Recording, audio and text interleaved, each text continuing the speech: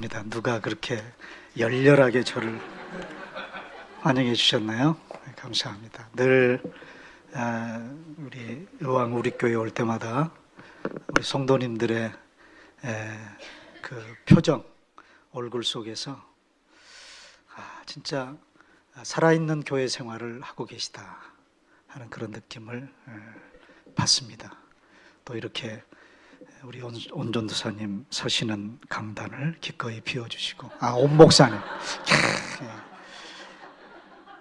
이게 담임 목사 티를 내면 안 되는데, 우리 온 목사님 서시는 강단을 이렇게 기꺼이 또 비워주셔서 또 말씀 전하게 해주셔서 얼마나 감사한지요. 제가 덴버에 살잖아요. 미국 콜로라도 덴버에 사는데, 사실은 한국 목회를 접고 그 덴버로 갈 때는요, 덴버가 어디 붙어 있는지도 몰랐어요. 너무 생소한 곳, 그것이 어딜까? 근데 이름은 생소하지 않았습니다. 덴버. 이름은 생소하지 않았어요. 가서 보니까 왜 이 덴버라는 도시 이름이 생소하지 않을까 생각을 해봤더니, 제가 그 청소년 시절에 트랜지스터 라디오를 키면 그 12시, 자정 12시가 넘으면 음악 프로그램이 나와요. 별이 빛나는 밤에, 또 밤을 잊은 그대에게, 이런 프로그램을 했습니다. 그럼 거기에서 그 팝송들이 많이 나왔는데, 그 팝송을 들으면서 제가 좋아했던 그 가수 중에 하나가 미국의 컨트리 싱어인 존 덴버의 노래를 참 좋아했습니다. 많이 들었습니다. 그래서 덴버, 그 존 덴버를 참 좋아하다 보니까 제가 가서 목회해야 될 미국의 그 덴버라는 도시가 별로 생소하지 않았어요. 근데 가보니까요, 정말 진짜로 그 존 덴버가 너무 좋아서 자기 라스트 네임을 바꿔버렸어요. 덴버로. 그랬다는 것을 알게 됐습니다. 그래서 얼마나 좋으면 자기 성을 바꿀까. 근데 그렇게 좋은 곳에서 제가 살고 있습니다. 한 1700m 높이에 있는 도시에서 살아요. 그래서 제가 폐활량이 굉장히 좋아진 줄 알았는데, 오늘 목양실에서 이렇게 예배 드리러 여기까지 올라오는데, 여기도 만만치 않더라고요. 그래서 이제 이곳까지 와서 예배를 드리는데, 제가 우리 그 의왕 우리 교회 그 목표 중에 하나가 제일 먼저 첫 번째 뭐예요? 예배에 감격이 있는 교회. 제가 정말 오랜만에 예배를 막 시작하면서 제 마음에 그 하나님께서 예배의 감격의 은혜를 주셨어요. 특별히 우리 성가대가 앞에 서서 그 찬양을 부를 때, 같이 코러스를 해줄 때 그 제 마음속에 밀려왔던 감격이 정말 컸습니다. 그 코러스를 할 때 제가 갑자기 한 30년에 봤던 영화 하나가 스쳐 지나갔어요. 미션이라는 영화가 지나갔어요. 빰빰빰빰빰빰빰빰빰빰 그런 음악 나오죠? 우리 성가대가 정말 예배의 감격을 위해서 귀한 도구로 사용되고 있다라는 생각을 가졌습니다. 오늘 예배 위에 또 전하는 말씀 위에 우리 성령님께서 기름 부어 주시기를 바랍니다. 빌리 그레이엄 목사의 외손자고, 그리고 지금 현재는 플로리다 코럴 리지 장로교회의 담임 목사인 툴리안 차비진이라고 목사님이 쓰신 책 중에 우리말로도 번역이 됐죠. 더 크리스찬이라는 책이 있습니다. 아마 보신 분들이 계실 줄 알아요. 세상 속에서 살아가는 크리스찬의 정체성을 잘 설명하고 있는 그런 책입니다. 무엇보다 세상과 구별됨이 없이 세상과 똑같아져 버린 크리스찬의 삶의 모습에 대해 일침을 가하는 그런 책입니다. 이 책에 보면 그런 글귀가 나오죠. 크리스찬이라 써놓고 구별이라 읽는다. 무슨 의미일까요? 크리스찬은 세상과는 다르게 살아야 된다는 말이죠. 세상 속에 살면서 세상과 다르게 살아야 된다는 것 때문에 사실 우리에게는 참 부담이 많이 있습니다. 어떻게 세상 속에서 세상과 다르게 살 수 있을까? 그게 바로 크리스찬의 정체성입니다. 부담스럽지만 그렇게 구별되게 살아야 되는 삶이 크리스찬입니다. 그런데 바로 그 세상 속에서 세상과 다르게 구별된 삶을 살아가려면 여러분, 내 의지로 안 됩니다. 내 마음속에 성령님께서 그리스도인, 말 그대로 그리스도의 사람으로서 예수 그리스도의 그 마음이 품어지지 않으면 우리가 세상과 구별된 삶을 살 수가 없어요. 세상 사람들과 똑같은 가치관, 똑같은 삶의 스타일, 그걸 가지고 우리가 세상에서 구별된 삶을 살아낼 수가 없어요. 우리는 내 마음에 어떤 마음을 품고 사느냐에 따라서 내가 하는 말, 내가 하는 사고, 내가 하는 행동이 달라지죠. 여러분 마음속에는 어떤 마음이 품어져 있습니까? 빌립보서 2장 5절 말씀을 보면 너희 안에 이 마음을 품으라 곧 그리스도 예수의 마음이니. 그 말씀하시고 우리 예수님은 참 의외로 예수의 마음을 품는다는 얘기를 그 다음에 설명하는데 의외로 무슨 얘기를 하시느냐? 복음을 얘기하십니다. 그는 근본 하나님과 본체이시지만 하나님과 동등됨을 취할 것으로 여기지 아니하시고 오히려 자기를 비어 종의 형체를 가지시고 이 땅에 오셨다. 그래서 죽기까지 그 하나님 아버지의 뜻에 복종하셨다고 하는 그 복음으로 그리스도의 마음을 설명하시는 사도 바울 선생님의 그 말씀을 우리는 너무나도 잘 기억하고 있습니다. 오늘 본문의 말씀 속에도 오병이어의 기적이라고 하는 우리가 너무나 잘 아는 이 기적의 사건을 다루는 그런 내용이지만 이 오병이어의 기적의 사건을 기록하고 있는 마가는 이 사건 속에 이 문제를 해결하는 우리 예수님의 접근, 그 문제 해결을 위해서 접근하시는 우리 예수님의 마음을 그리고 있어요. 여러분, 우리의 삶 가운데도 이렇게 저렇게 얽혀져 있는 많은 문제들이 있죠.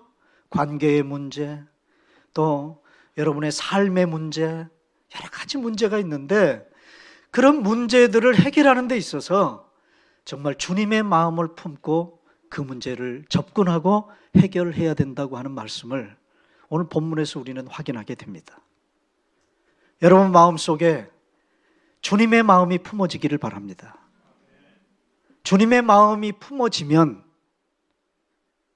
지옥 같은 인간관계도 천국이 되고요. 여러분의 가정이 천국이 되고 여러분의 교회 생활이 천국이 될 줄로 믿어요.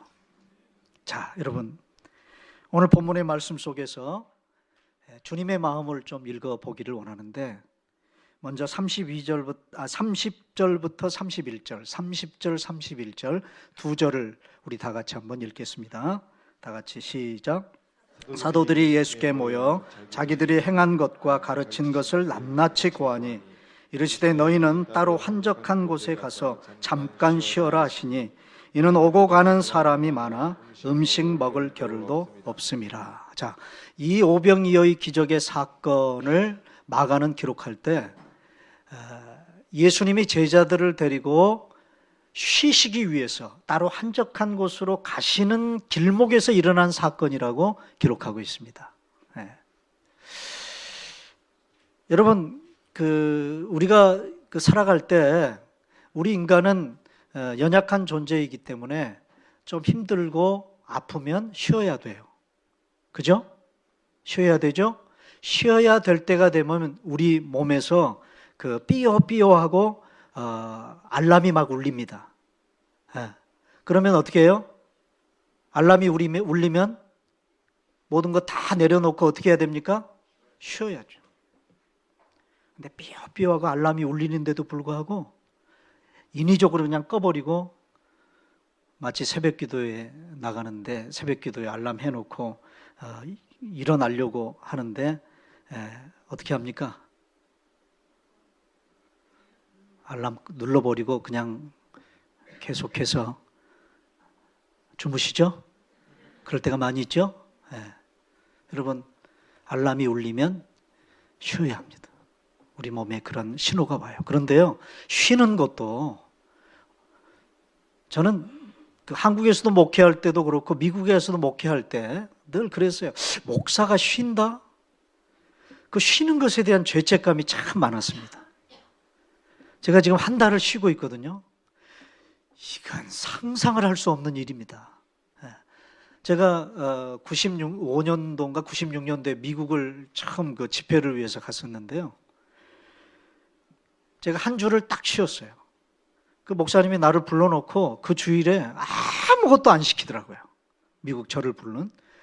근데 목사가 설교도 안 하고 그냥 빈둥빈둥 한 주 그 주일을 놀려고 하니까 얼마나 죄책감이 드는지, 이렇게 쉬어도 되나?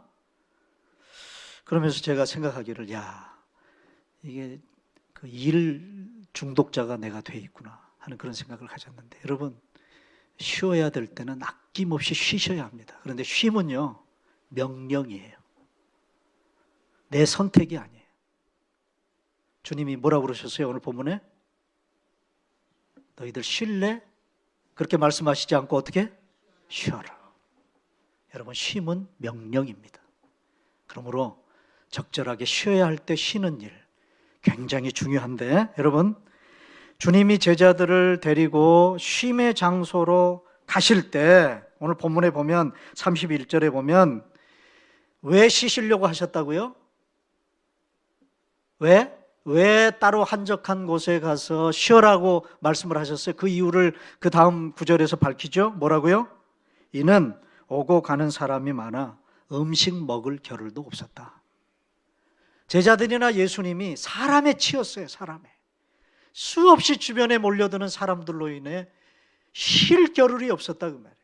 그래서 그 자들에게 쉬어라고 명령하시고 오늘 본문 33절에 보면 그 제자들을 데리고 직접 따로 한적한 곳으로 가시는 거예요.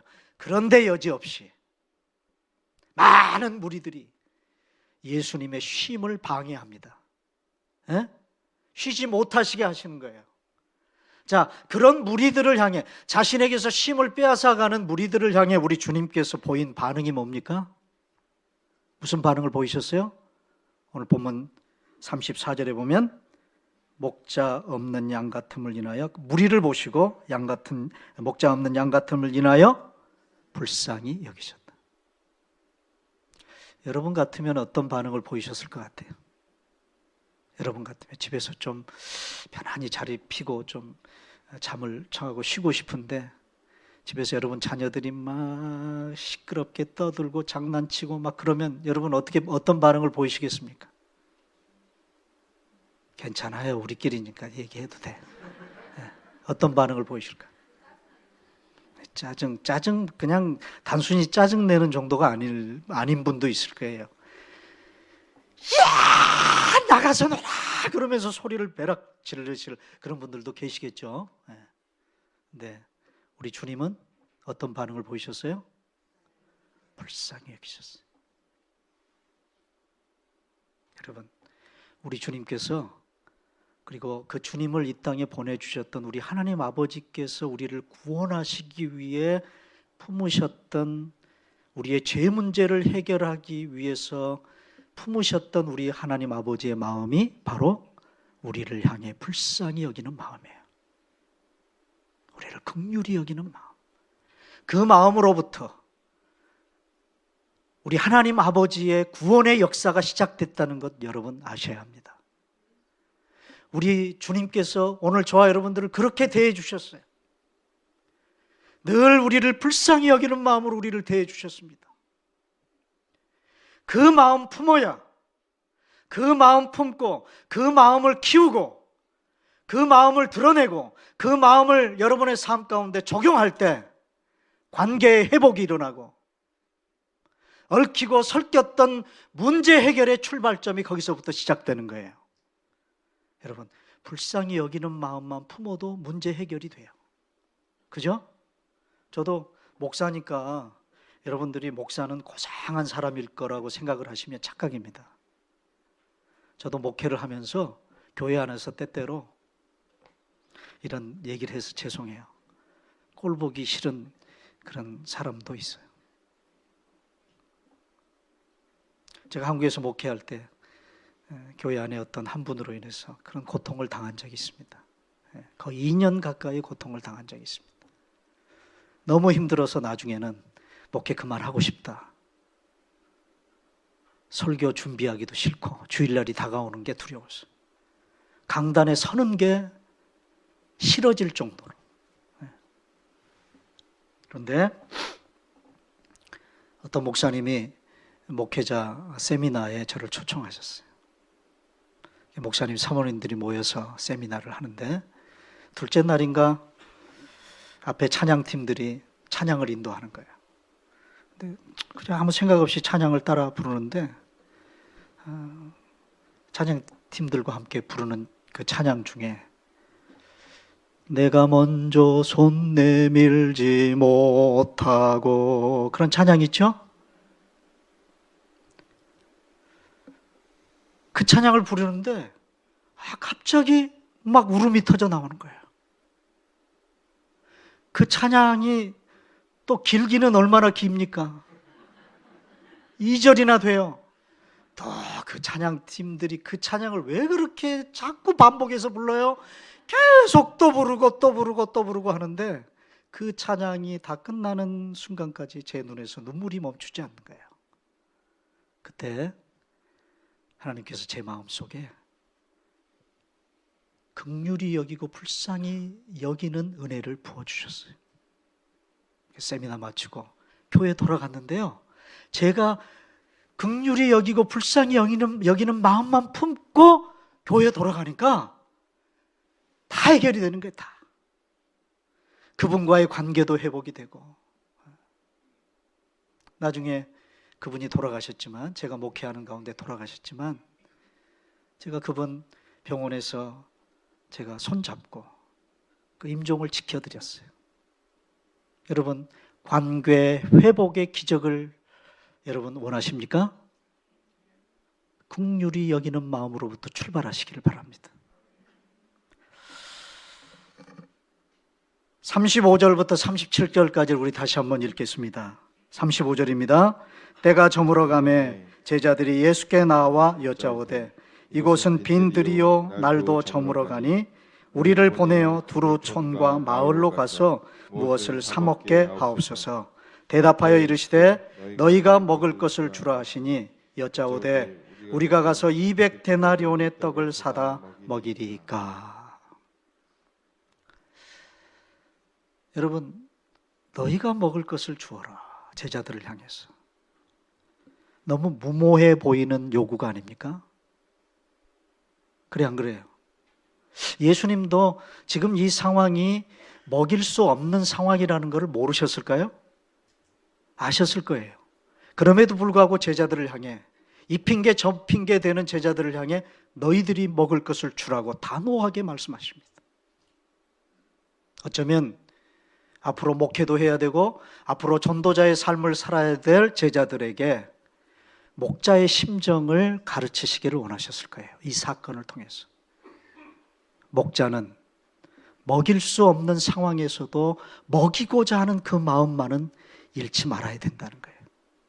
우리 오 목사님 제자훈련 목회를 하시니까 여러분 제자훈련 받으시는 분들, 또 순장으로 교회에서 사역하시는 분들, 이 목자의 심정 품고 사역하시기를 바랍니다. 먹일 수 없는 상황 속에서도 먹이고자 하는 그 마음. 무모해 보이리만큼 그런 요구를 제자들에게 하셨어요.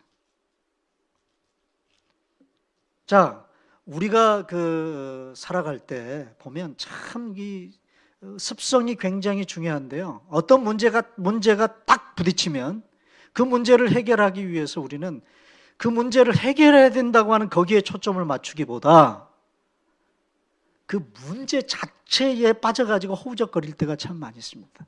그러면서 이 핑계 저 핑계, 이것 따지고 저것 따지고, 이것 계산하고 저것 계산하고 그럴 때가 참 많아요.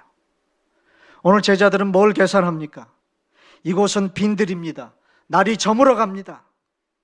환경을 계산합니다. 이 문제를 해결하는 데 있어서 주어진 상황, 그것을 바라보는 거예요. 그리고 그 환경을 계산하는 거예요. 그리고 우리가 제일 계산 잘하는 거 뭡니까? 뭘 계산해요? 돈 계산하죠. 제자들도 오늘 그렇게 하고 있어요. 우리가 가서 200데나리온의 떡을 사다가 먹이리까? 그래서 이 돈 문제가 딱 결부가 되면 문제 해결이고 말고 발 뺍니다. 손 털고. 내가 금전적인 문제에서 뭔가 책임져야 될 일이 생기면 여지없이 떠나버리고, 그런 분들 참 많이 있습니다. 제자들이 예수님께 제안합니다. 예수님, 그러지 말고 이 사람들 다 돌려보내서 자기들 스스로가 자기 먹을 것 해결하게 하십시다. 그래서 무엇을 사 먹게 하옵소서. 여기서 제자들은 뭘 계산했을까요? 우리가 이 사람들을 먹이려고 하다가 우리가 여기에 결부가 되면 얼마나 우리가 힘들겠냐, 우리가 얼마나 귀찮아지겠냐, 자기들이 해야 될 일을 계산하고 있어요. 그리고 이 일에 개입됐을 때 나에게 유익이 올 것인가, 나에게 불이익이 주어질 것인가를 계산하고 있는 제자들의 모습을 볼 수가 있습니다. 여러분, 우리 주님이 저와 여러분들을 구원하시기 위해서 이 땅에 오셨어요.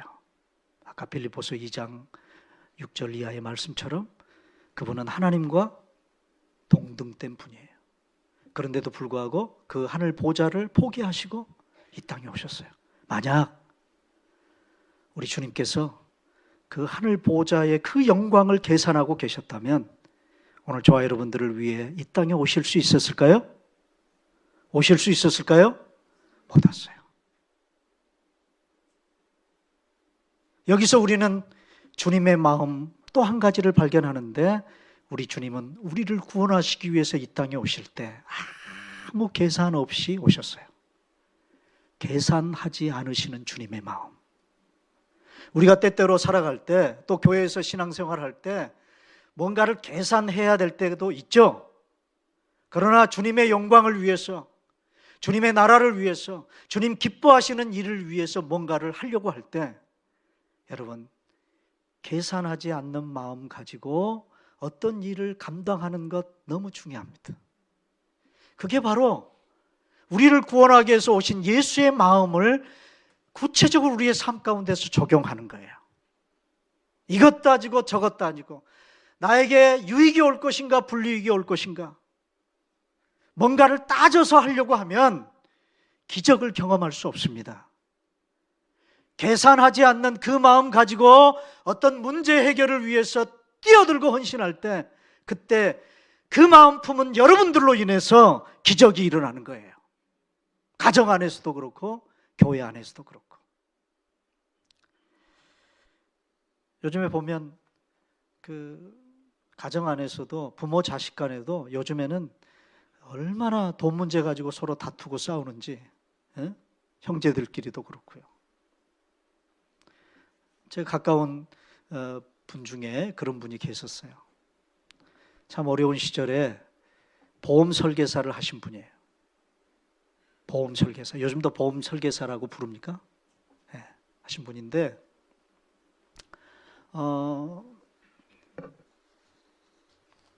자기 딸을 위해서, 그때 갓난아기인 자기 딸을 위해서 암보험을 들어놓은 거예요. 근데 딸이 이제 나이가 들어서 결혼을 했습니다.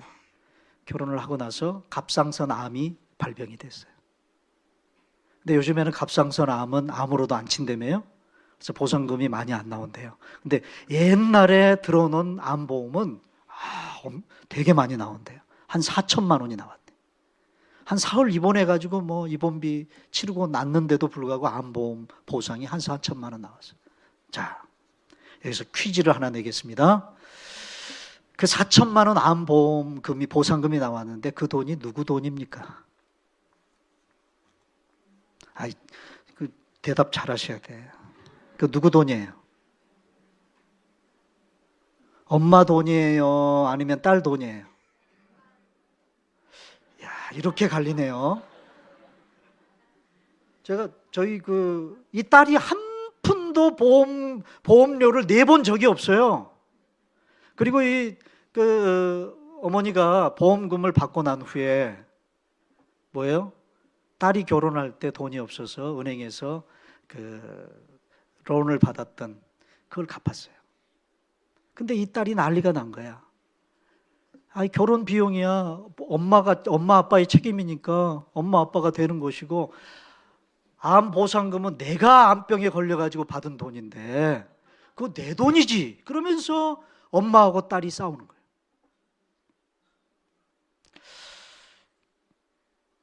이런 가정들이 있습니까? 여기도? 없어야죠. 철저하게 계산적이고. 그래서 우리 딸한테 물어봤습니다. 제가 하도 어이가 없어서 저희 딸한테 물어봤어요. 야, 그 돈 누구 돈이냐? 그랬더니요, 우리 딸이 하는 말이, 아빠 그거 반반이지. 대단히 합리적인, 반반이지. 자, 그런데 여러분, 우리말 속담에 부모 자식 간에는 뭐가 없다? 뭐가 없어요? 어떤 분은 촌수가 없대.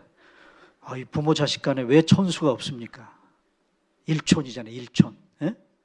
촌수가 없는 게 아니라 부모 자식 간에는 계산이 없는 거예요. 계산.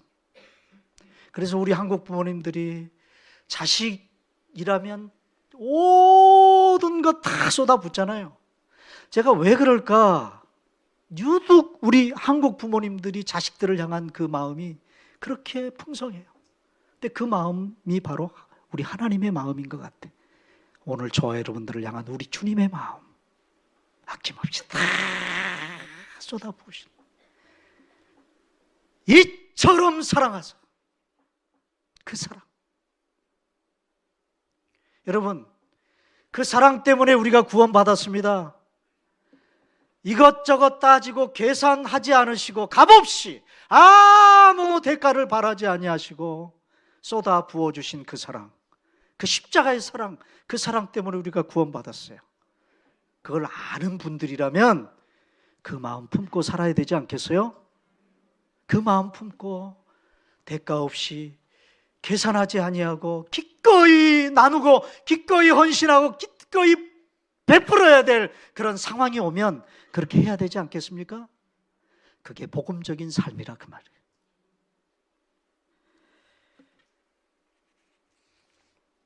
이제 38절부터 41절 말씀을 또 우리 다시 한번 읽어보겠습니다. 다 같이 시작. 이르시되 너희에게 떡 몇 개가 있는지 가서 보라 하시니 알아보고 이르시되 떡 5개와 물고기 2마리가 있더이다 하거늘 예제자들에게 명하사 그 모든 사람으로 때를 지어 푸른 잔디 위에 앉게 하시니 때로 100명씩 또는 50명씩 앉은지라 예수께서 떡 5개와 물고기 2마리를 가지사 하늘을 우러러 축사하시고 떡을 떼어 제자들에게 주어 사람들에게 나누어 주게 하시고 또 물고기 2마리도 모든 사람에게 나누시매. 아멘. 참 재미있는 것은 이 오병이어의 기적의 사건을 각 복음서 기자들이 다 기록하고 있는데 특별히 요한복음에 가보면 요한복음 6장에 이 오병이어의 기적을 베푸시고 난 후에 우리 주님께서는 뭘 제자들에게 말씀하시냐 하면 예수님 자신이 하늘에서 내려온 내가 참떡이다. 그래서 내 살을 먹고 내 피를 마시지 않는 자는 하나님의 나라에 합당하지 않다. 성찬을 얘기하세요. 의외죠. 뜻밖의 일이죠. 내 살이 너희의 양식이 되고 내 피가 너희들의 음료가 되어야 한다라고 우리 주님께서 제자들을 향해 핏대를 올리며 말씀하시는 것을 볼 수 있어요.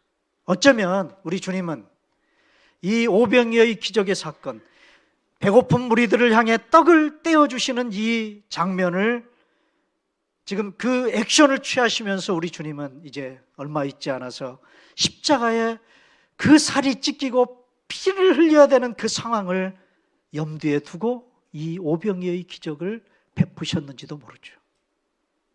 여러분 성찬식에 참여할 때마다 어떤 마음의 다짐을 가지시고 여러분들이 성찬식에 참여하십니까?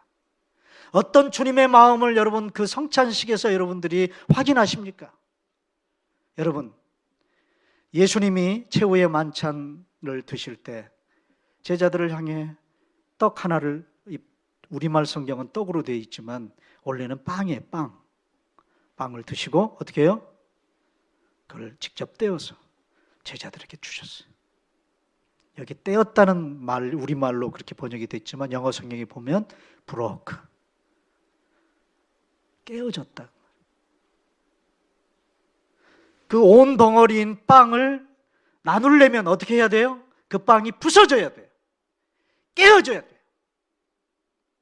여기서 우리는 또 한 가지 주님의 마음을 봅니다. 이 배고픈 무리들을 먹여야 하시는 이 문제 앞에서 그 문제를 해결하기 위해 우리 주님은 자신을 부서뜨리셨어요. 자신을 깨뜨리셨어요.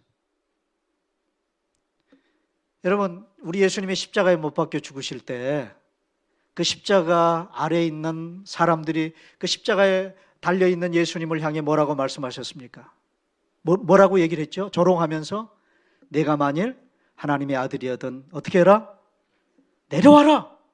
그리고 너도 구원하고 우리도 구원해라. 만약에 우리 예수님이 그 순간 자신을 십자가에서 부서뜨리고자 하는, 그래서 자신을 깨뜨려야만 사람들을 구원해낼 수 있다고 하는 그 사실을 잃어버리고 자기 몸을 온전히 보존하고 싶어 하시는 그 마음 가지셨다면 십자가에서 달랑 내려오셨겠죠. 그러면 우리가 구원받을 수 있어요? 구원받을 수 없죠. 제가 예전에 제자훈련, 교회에서 제자훈련 할 때 참 많이 읽게 했던 소책자 중에 형제를 위하여 깨어지는 삶이라고 하는 소책자가 있었어요. 요즘에도 그 소책자가 있는지 모르겠는데 온 목사님 있습니까? 모르겠어요. IVF에서 발행하는 그 형제를 위하여 깨어지는 삶, 그 책에 보면요 아주 간단해요. 한 10분, 15분이면 읽을 수 있는 책. 혹시 기독교 서재에 가면 있을 거예요. 한번 여러분 꼭 읽어보시길 바랍니다. 거기에 보면 그런 얘기가 나옵니다. 우리가 다른 사람을 위해서 깨어지는 삶을 살지 못하는 이유가 뭐냐 하면 자존심 때문에 그래요. 자존심. 근데 자존심이라는 그 단어가 영어 단어로 pride라는 말 아닙니까? pride. 근데 그 pride라는 영어 단어의 그 가장 가운데 있는 스펠이 뭐예요? I죠. I. 그래서 그 책에 보면 우리가 어떤 사람과의 관계를 해결하고 그것을 회복시키는데 가장 문제 해결의 방해 요인이 되는 존재가 바로 나다. 나. 아이가 늘 문제다라는 거예요. 여러분, 깨어지는 삶을 살아야 합니다. 누구처럼? 우리 예수님처럼. 온 인류의 죄를 대속하시기 위해서 기꺼이 우리 주님은 십자가에서 자기 자신을 부서뜨리셨어요. 깨뜨리셨어요. 사랑하는 여러분, 빌립보서 1장 말씀에 보면, 빌립보서 1장 27절에 보면 이런 구절이 나옵니다. 오직 너희는 그리스도의 복음에 합당하게 생활하라. 예수 그리스도의 복음에 합당하게 생활하라. 여기 합당하게라는 단어가 영어 성경에 보면 worth, worthy, 가치, 복음의 가치에 맞게 생활하는. 여러분, 저와 여러분들이 구원받은 그 복음의 가치가 도대체 어느 정도입니까? 예? 여러분 그 복음의 가치를 알고 여러분 신앙생활 하세요? 도대체 나를 구원하시기 위해서 이 땅에 오신 그 예수 그리스도가 도대체 누군지 알고 여러분 신앙생활 하십니까? 그분이 나를 위해서 십자가에 못 박혀 죽으셨다는 그 사건이 얼마나 위대하고 대단한 사건인지를 알고 여러분 신앙생활 하십니까? 그 가치에 맞게 생활하는 거, 그게 복음에 합당한 삶이라는 것입니다. 오늘도 우리를 구원하시기 위해서 불쌍히 여기는 마음 품고 이 땅에 오시고 계산하지 않고 대가 없이 값없이 그 계산하지 않는 마음 품고 우리에게 오셔서 십자가에 못 박혀 죽으시고 오늘도 그 십자가 위에서 자기 자신의 모든 것들을 다 부서뜨리셨던 그 주님의 마음 100분의 1이라도 100만 분의 1이라도 가슴에 품고 그리고 그 복음에 합당한 크리스찬의 삶을 살아가실 수 있는 여러분 되세요. 여러분 우리 여기 의왕 지역에 있는 사람들이 여러분들을 향해서 저 사람들은 진짜 무늬만의 크리스찬이 아니라 리얼 크리스찬이다. 여러분들이 그런 소리 들을 수 있었으면 좋겠습니다. 그래서 그런 소리 들을 수 있어야 우리가 복음적인 크리스찬의 삶을 살 수 있어요. 나를 통해서 전도의 문이 막히지 않고 나를 통해서 하나님의 나라가 진정으로 확장되어지는 그런 삶을 살려면 오늘 이 주님의 마음 품고 그 마음을 점점 더 키워나가시고 그 마음 구체적으로 적용하며 여러분 살아가셔서 당신이야말로 진짜 크리스찬이요 이런 소리 들으며 살아가시는 여러분 다 되시기를 주님의 이름으로 축원합니다. 기도하십시다. 하나님 아버지, 주님 마음 품고 살기를 원합니다. 주님 은혜 부어주셔서 우리의 심령 가운데 성령님 이 마음 품을 수 있도록 은혜를 부어주십시오. 그래서 세상 속에서 크리스찬답게 복음의 가치를 알고 그렇게 복음에 합당한 삶을 살아가는 우리 의왕 우리 교회 온 성도들이 되어지도록 축복하여 주시옵소서. 예수님의 이름으로 기도하옵나이다. 아멘. 여러분 방금 목사님이 해주신 말씀 우리가 좀 기억하고 찬양하길 원하는데요, 여러분 우리의 인격으로 우리의 의로 주님 마음 품을 수 절대 없습니다. 우리가 예수님이 나에게 어떻게 해주셨냐를 묵상할 때 그것이 내 것이 될 때 그것이 주님의 마음이 되고 주님의 마음으로 내 옆에 있는 형제한테 내 옆에 있는 배우자에게 그리고 나와 갈등 관계에 있는 어떤 사람에게 그렇게 할 수 있는 줄 알아요. 우리 시간에 그런 차원에서 보소서 주님 나의 마음 선한 게 하나도 없습니다 이렇게 고백하며 주님 마음 달라고 우리 같이 찬양하며 나가겠습니다. 보소서 주님 나의 마음 선한 것 하나 없습니다. 보소서 주님 나의 마음을 선한 것 하나 없습니다. 그러나 내 모든 것 주께 드립니다. 사랑으로 안으시고 날 새롭게 하소서. 보소서 주님 나의 마음을 선한 것 하나 없습니다.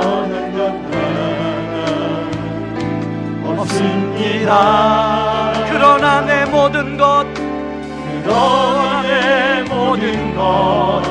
주께 드립니다. 사랑으로 안으시고 날 새롭게 하소서. 주님 마음 내게 주소서. 내게 주소서. 내 아버지 주님 마음 내게 주소서. 나를 향하신 주님의 뜻이 이루어 이루어지도록 주님 함께 주소서. 여러분, 다시 말씀드리지만 내 인격으로, 내 의로 절대 우리 주님만 품을 수 없어요. 내 인격으로 착한 운전 여러분 할 수는 있지만 그게 얼마 못 가요. 그게 나란 사람이 그래요. 우리가 그래요. 그러기 때문에 주님이 나를 위해서 십자가에서 어떻게 해주셨는가, 주님이 나를 십자가에서 도저히 구원받지 못하는 죄인 되었을 때, 원수 되었을 때, 볼품이 아무 소망이 없을 때 나를 긍휼히 여겨주신 그 주님의 은혜를 우리가 다시 붙들어야 돼요.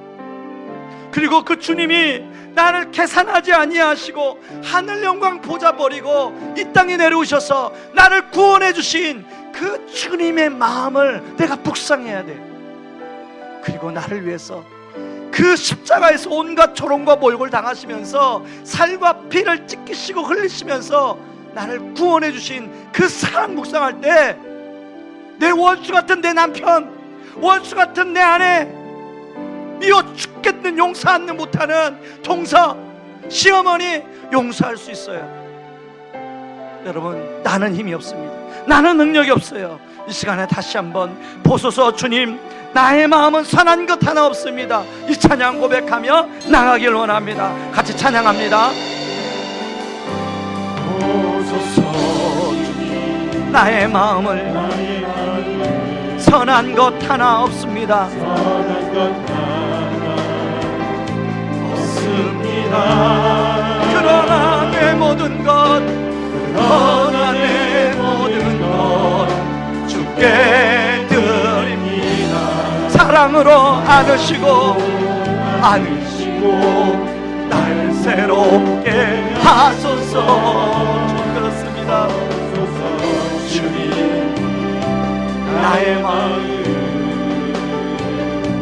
선한 것 하나 없습니다.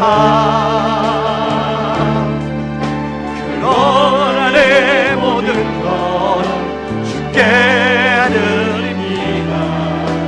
사랑으로 안으시고 날 새롭게 하소서. 주님 마음 내게 주소서. 내 아버지 주님 마음 내게 주소서. 나를 향하신 주님의 뜻이 이루어지도록 주님 마음 내게 주소서. 주님 마음 내게 주소서. 내게 주소서. 내 아버지 주님 마음 내게 주소서. 나를 향하신 주님의 뜻이 이루어지도록 주님 마음 내게 주소서. 우리가 이 시간에 말씀 붙들고 한번 기도하길 원합니다. 주님이 나에게 해주신 것처럼, 나를 긍휼히 여기신 것처럼 불편한 관계에 있는 어떤 누구, 하나님 그 사람의 이름을 부르며, 주님, 나는 그 사람을 불쌍히 할 수 없지만 주님의 능력으로 그 영혼을 불쌍히 여길 수 있도록 하나님 도와주시옵소서. 하나님이 나를 계산하지 않은 것처럼 하나님, 나도 계산하지 아니하고 사람들을 대할 수 있도록 도와주시옵소서. 주님이 나를 위해서 기꺼이 자기 몸을 깨뜨려 주신 것처럼 하나님 아버지, 내가 아버지 하나님 그 사람을 위하여 나의 몸을 기꺼이 깨뜨려지게 드려질 수 있도록 하나님 도와주시옵소서. 그래서 하나님 원하시는 아버지 나를 향한 하나님의 뜻이 이루어지게 하여 주시옵소서. 우리 시간에 같이 한번 기도할 때 주여 은혜를 주옵소서 세 번 외치고 우리 기도하기를 원합니다. 주여 은혜를 주옵소서. 주여 은혜를 주옵소서. 주여 은혜를 주옵소서. 하나님 아버지, 하나님 아버지, 아버지 주님의 은혜가 아니면 우리 인격으로는 아버지 우르르는 아버지를 도저히 그렇게 할 수가 없습니다. 아버지 주님이 나를 어떻게 대주셨는지를 묵상하게 하여 주시옵소서. 아버지 주님이 아버지 나를 아버지 부모 없는 나를 엄마 없는 나를 긍휼히 여주시고 아버지 하나님 뽑아주시고 새롭게 하여 주셔서 이 자리에 있는 거 아닙니까? 아버지 주님이 나를 긍휼히 여주신 것처럼 아버지 내가 아버지 하나님 내 아내를 아버지 우리 아이 긍휼히 여길 수 있도록 도와주옵소서. 아버지 하나님 나의 성민들을 긍휼히 여길 수 있도록 하나님 아버지 도와주시옵소서. 아버지 하나님 우리 성도님들을 긍휼히 여길 수 있도록 하나님 아버지 도와주시옵소서. 아버지 주님은 아버지 계산하지 않냐고 되었는데 제가 아버지 하나님 그 세미나에서 마지막에 아버지 계산하는 발언을 했습니다. 용서하여 주시옵소서. 아버지 여전히 저는 계산합니다. 아버지 제가 죄인입니다. 용서하여 주시옵소서. 아버지 하나님 제가 계산하지 않고 되하기를 원합니다. 하나님 아버지 거인 아버지 주님이 나를 위해서 십자가에서 아버지 그 귀한 몸을 깨뜨려 주셔서 아버지 하나님 그 살이 찢기면서까지 피를 흘리시면서까지 우리를 구원해 주신 아버지 그 사랑으로 아버지 우리가 깨뜨려지는 삶을 살게 하여 주시옵소서. 아버지 부서지는 삶을 살 수 있도록 도와주셔서 아버지 우리 다락방이 살고 우리 공동체가 살고 한국교회가 살아나게 하여 주시옵소서. 주님 마음 내게 주소서. 내게 주소서. 내 아버지 주님 마음 내게 주소서. 나를 향하신 주님의 뜻이 이루어지도록 주님 마음 내게 주의 보혈 능력이 또다 다 일어나서 찬양합니다. 우리 일어나서 찬양하겠습니다.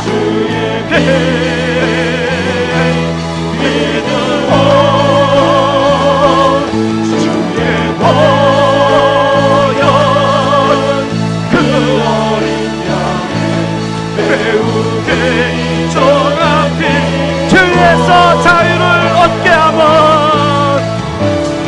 죄에서 자유 얻게 하면 보혈의 능력 주의 보혈 시험을 이기는 승리하니 참 놀라운 능력이로다.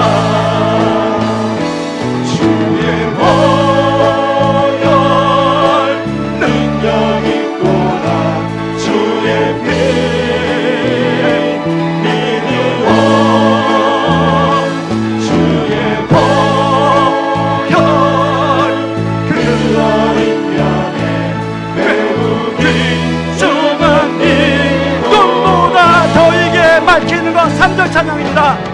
눈보다 더 길게 밝히는 것 보혈의 능력 주의 보혈 부정한 모든 것 밝히시니 참 놀라운 능력이로다. 주의 보혈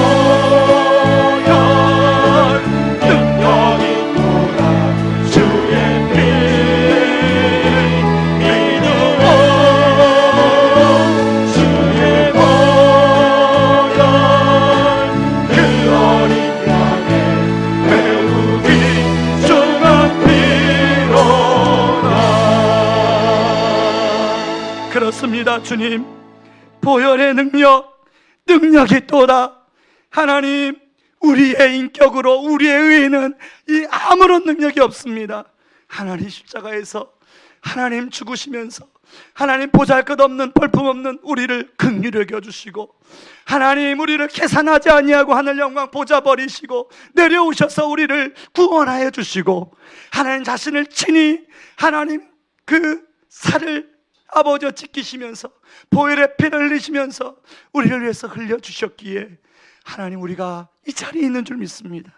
하나님, 그 은혜 붙들고 오늘도 그 주님 마음 품고, 하나님, 도저히 용서가 안 되는, 도저히 마음에서 열리지 않는 그 사람을 하나님 긍휼히 여기고, 하나님 그들을 계산하지 아니하고, 그리고 그들을 아버지 하나님 기꺼이 나 자신을 깨어 드릴 수 있는 우리 모두 될 수 있도록 주여 도와주시옵소서.